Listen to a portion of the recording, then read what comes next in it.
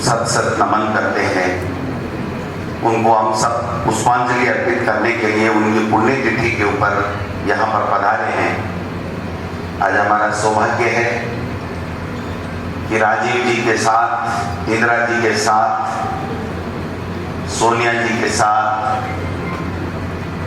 राहुल जी के साथ, सबके साथ काम करने का जिनको अनुभव है, हमारे पूर्व मुख्यमंत्री आदरणीय अशोक गहलोत साहब भी पधारे हैं। हमारे बीच में हमारे नेता प्रतिपक्ष जो राजस्थान की विधानसभा में दमदारी के साथ में राजस्थान के लोगों को के मुद्दे उठाते हैं। आदरणीय कल्ला साहब हमारे पूर्व प्रदेश कांग्रेस कमेटी के अध्यक्ष हैं। आदरणीय प्रताप सिंह जी खाचरियाबाद साहब,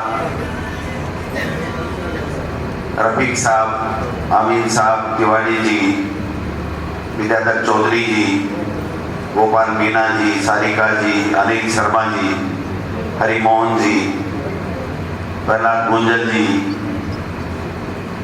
शिखा बे जी, हमारे सबके नाम लूंगा, समय लगेगा। आज वास्तव में हमने पहली बार एक नया प्रयोग किया जिसकी वास्तव में आवश्यकता थी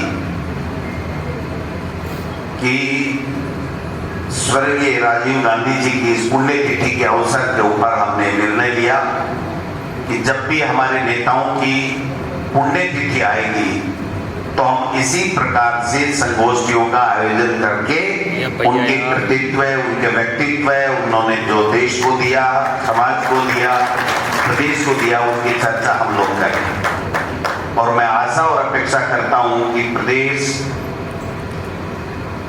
के तमाम कांग्रेस के लोग उसमें बढ़ चढ़ करके भाग आज की तरह लेंगे, क्योंकि यही एक अवसर होता है जब हम उस नेता के प्रति सच्ची श्रद्धांजलि दे सकते हैं कि उस नेता ने अपने जीवन में कितने कष्ट झेले, कैसे समाज की सेवा की, कैसे देश और प्रदेश को आगे ले जाने के लिए उन्होंने अपने विजन से योजनाएं बनाई और किस प्रकार से देश में क्या तरक्की हुई, प्रदेश में क्या तरक्की हुई, ये सब चीजें देखने को मौका मिलेगा और सुनने का अवसर मिलता है।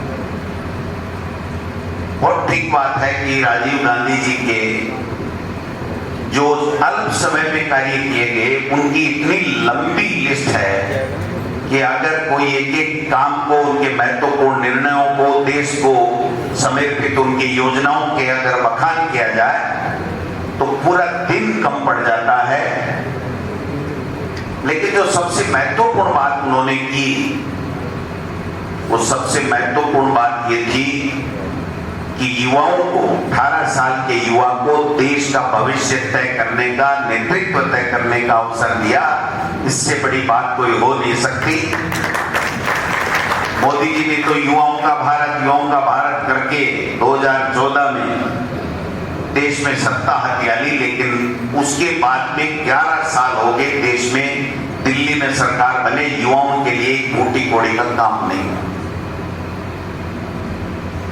राजीव गांधी जी ने जो एक बात कही थी कि जो सेंटर से पैसा आता है उसका 15% पैसा ही गांव तक पहुंचता है, इसकी भी उन्होंने खिल्ली उड़ाई।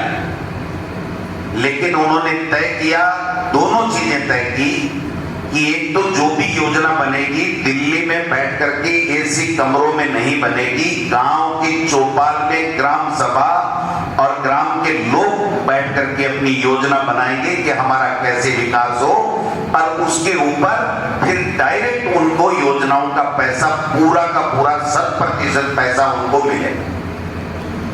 उनका कहने का आशय ये था कि जो ग्राम पंचायतों के लिए, कस्बों के लिए विकास का पैसा आता है वो स्टेट गवर्नमेंट हो या दूसरी गवर्नमेंट है, वहां दूसरे फंड में खर्च कर देते हैं और जो वास्तव में वो पैसा वहां पर लगना चाहिए वो पैसा वहां पर नहीं लगता है।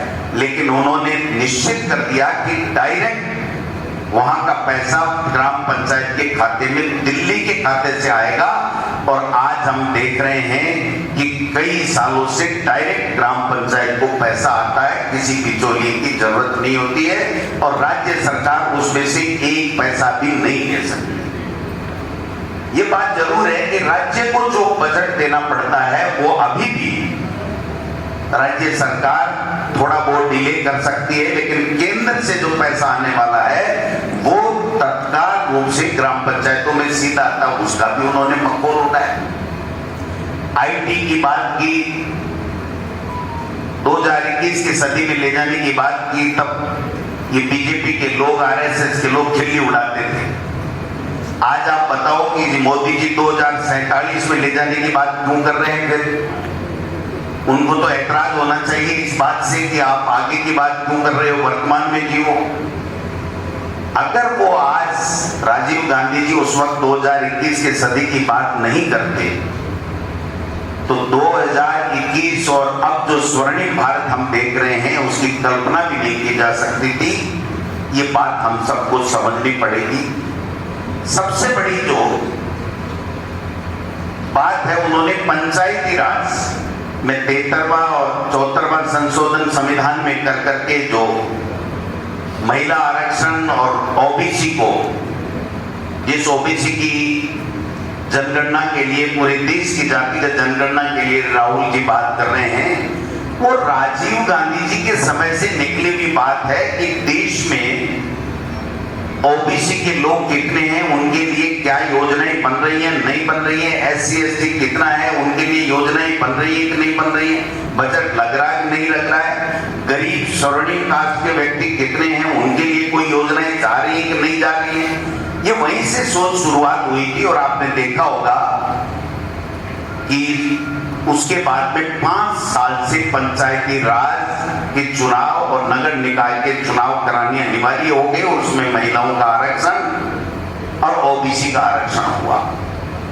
आज सुप्रीम कोर्ट ने कई निर्णय, 2011 का निर्णय भी है, 22 का निर्णय भी है, वो निर्णय ये कह रहे हैं सुप्रीम कोर्ट कि आप अगर नगर निकाय पंचायती राज में अगर आप ओबीसी का आरक्षण देना चाहते हो तो आपके पास में वो जनसंख्या वो होना चाहिए, उसका सर्वे होना चाहिए कि इनकी जनसंख्या कितनी है जिससे उनको उसके अनुपात में आरक्षण मिल सके। ये सुप्रीम कोर्ट का फैसला है, कोई गोविंद डोटासरा का फैसला नहीं है। कुंडली मारे बैठे हैं, हमारे मुख्यमंत्री जी भी उस फाइल के ऊपर कुंडली मारे बैठे हैं और एक राग अल्पा रहे हैं कि 1 स्टेट 1 इलेक्शन।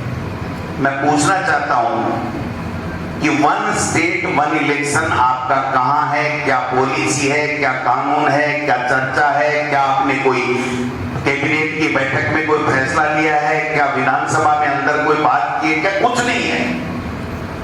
ये कौन सा 1 स्टेट 1 इलेक्शन हुआ कि साहब जिनका कार्यकाल 5 साल हो गया और जिनका 1 साल बाद में कार्यकाल होना है, वो 5 साल वाले को हम 6 साल तक चुनाव, 1 साल तक चुनाव नहीं कराएंगे और जब उसका कार्यकाल समाप्त हो जाएगा तो हम चुनाव करा देंगे।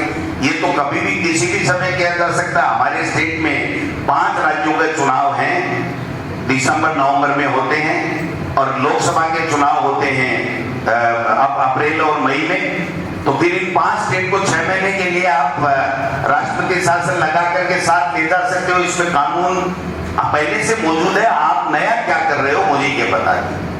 भ्रमित करने का काम कर रहे हैं। गहलोत साहब ने बहुत सही कहा कि एआई का प्रयोग करना चाहिए और इस जो टेक्नोलॉजी है इसका सदुपयोग नहीं करके दुरुपयोग करके मोदी सरकार ने, दिल्ली में बीजेपी की सरकार ने सत्ता किया है। और अब हमको एआई लेटेस्ट टेक्नोलॉजी के बारे में जानकारी चाहिए। हम जानकारी तो ले लेंगे गहलोत साहब, लेकिन मैं ये पूछना चाहता हूँ, इन्होंने एक नई टेक्नोलॉजी विकसित कर ली, उसका कोई तोड़ आपके पास हो तो आपके अनुभव से हमें बताना। ये तो पर्चियों से मुख्यमंत्री बनाने लग गए, इसका क्या तोड़ निकलेगा ये बताओ। मतलब एआई से भी आगे चले गए, बताओ किसको पकड़ेंगे हम? तो इनको एआई की ट्रेनिंग देंगे, ये पर्चियों की ट्रेनिंग देंगे। अब पर्ची निकल गई, भाई साहब मस्त है, मारने ठरके इधर से उधर। मुझे कोई कह रहा था कि साहब ये 1.5 साल से भाषण ही भाषण फेंक रहे हैं, कुछ काम भी करेंगे क्या? मैंने कहा एक बात बताओ आप, जब अपन बचपन में बच्चे थे या कोई किसी भी व्यक्ति के लॉटरी का सिस्टम चलता है, और अगर किसी के पैसे की लॉटरी लग गई तो वो केवल लॉटरी खरीदेगा या काम करेगा? वो लॉटरी खरीदेगा कि मेरे तो इसी से तान बैठी है, तो वो कभी काम नहीं करेगा। इसलिए इस मुख्यमंत्री जी से काम की उम्मीद ही मत करो आप। ये मुख्यमंत्री तो देखेंगे कि ठीक है झगड़ रहे हैं, ऐसा ही भर्ती की परीक्षा है, उधर किरोड़ी जी कुछ ही कह रहे हैं, उधर एसओजी कुछ ही कह रही है, हाई कोर्ट डांटी फटका रहा है, मंत्रिमंडल की उप समिति कुछ ही कह रही है, और भाई साहब मस्त होकर के हेलीकॉप्टर में घूम रहे हैं कि मजे लो, जो होगा सो राम रची रागा। तो भाई साहब फिर आपको क्यों मनाएं, ये बताओ। मुझे कोई कह रहा था कि हमने कहा मुख्यमंत्री जी ऐसे काम नहीं चलेगा, आपका फीडबैक दिल्ली में ठीक नहीं जा रहा है। बोले यार मैं कौन सा मेरी क्वालिटी से बढ़ाऊं, मेरी तो पर्ची निकली है, चाहे जब चले जाए रहे तो रह जाएगा। मेरा कौन सा जनता को नाम देकर के उन्होंने कहा था कि भजनलाल जी मुख्यमंत्री बनेंगे, और फिर मेरे को जनता ने वोट दिए हों। जनता को तो हमने यूं बरगला करके योजनाओं की, कांग्रेस सरकार की योजनाओं की बुराई करके, पेपर लीक की बात करके, ये करके, आरपीएससी की बात करके, हमने तो हमारा नाका निकाल लिया। ये नाका नहीं निकाला, आप धोखा कर रहे हो, आप पाप कर रहे हो इन युवाओं के साथ में। अगर ये निर्णय जो ये कह रहे हैं कि एसआई भर्ती का पेपर लीक हो गया, इसका निर्णय सरकार कर देती, तो कोई भी निर्णय होता दोबारा हो करके, अगर ये दोबारा होती या दूसरी नई भर्ती होती, और उसके बाद में नए ठंडदार नहीं आ जाते क्या? ये 1.5 साल तो खींच लिया। मैं कहना चाहता हूं 5 साल तक एक भी एसआई की भर्ती दोबारा नहीं निकालेंगे, ये इनका मॉडल है। हर पेपर के बारे में सवाल उठाना, अरे भाई आपके पास एजेंसी है, आपके पास पुलिस है, आपने एसआईटी गठित कर दी, और उसके बाद में भी अगर आप निर्णय नहीं कर पा रहे हो तो जनता का दोष है क्या?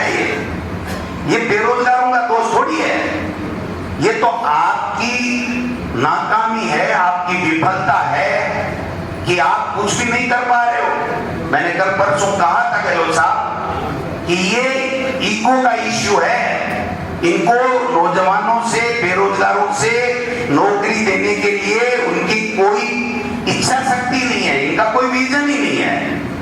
इनको तो किरोड़ी जी तो कह रहे हैं कि अगर भर्ती निरस्त नहीं हुई तो मैं इनको चमत्कार दिखा दूंगा, जैसा आप कह रहे थे जादू दिखा दूंगा, तो जादू दिखाने की बातें कहते हैं। और अगर भर्ती निरस्त हो गई तो फिर आप बताओ, 2 में से एक पर्ची तो परमानेंट खराब होगी। मैं लिख के दे रहा हूं, 2 पर्चियों में से एक पर्ची चाहे तो किरोड़ी जी की हो जाए, चाहे भजनलाल जी की हो जाए। ये ऐसा ही भर्ती के गले के अंदर जीवित सर्प है, काला नाग है राठौड़ साहब। ये इनको लेकर के जाएगी, पूरा तख्ता ही पड़ जाए, कोई दूसरी, यही बीजेपी का दूसरा ही कोई कैबिनेट बन जाए। आप बताओ मंत्रियों का देखो आज हाल देखो, वो जैसे किसी के समान मौत हो जाए उसमें हम जाकर के बहुत उदास और दुख प्रकट करते हैं, वैसे मंत्रिमंडलीय समिति में राजस्थान के भविष्य का निर्णय करने के लिए इतने उदास होकर बैठते हैं कि इनके कोई झूठ मार के बैठाया है इनको। अरे भाई हम दोबारा जरूरत पड़ेगी तो कर लेंगे, नहीं करेंगे वैसे जरूरत नहीं पड़ेगी। ये कौन सा जवाब हुआ? ये तो लॉ मिनिस्टर कह रहा है कि कोई जरूरत नहीं पड़ेगी दूसरी कमेटी की, और पड़ेगी तो बुला लेंगे। तो ये क्या बात हुई भाई? तो सवाल ये है कि ऐसे समय में जब इस तरीके से पर्चियों से सरकारें बनने लग गई तो हमारा दायित्व बन जाता है, हमारा फर्ज बन जाता है, हमारा धर्म बन जाता है कि हम लोग सब उस महान नेता को, उनके किए गए कार्यों को, उनके जो योजनाएं हैं उनको बात करके हम जनता के बीच में लेकर के जाएं। हम लोगों ने प्रदेश कांग्रेस कमेटी में निर्णय किया है कि महीने में हर तरीके से 3-4 कम से कम दिन इस तरह की संगोष्ठियां करेंगे।